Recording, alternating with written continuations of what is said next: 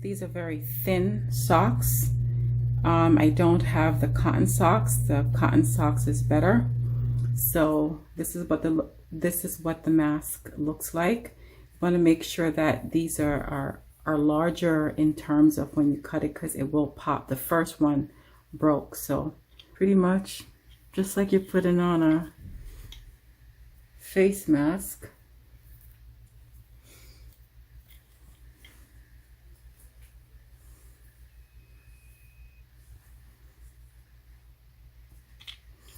This feels very good, and it feels actually like this better than the mask that I have now. And if your hands are steady, my hands are not steady, so I didn't do the best job in terms of cutting it, but hey, you guys get the idea. You know what I'm saying? I like my little face mask. What y'all think?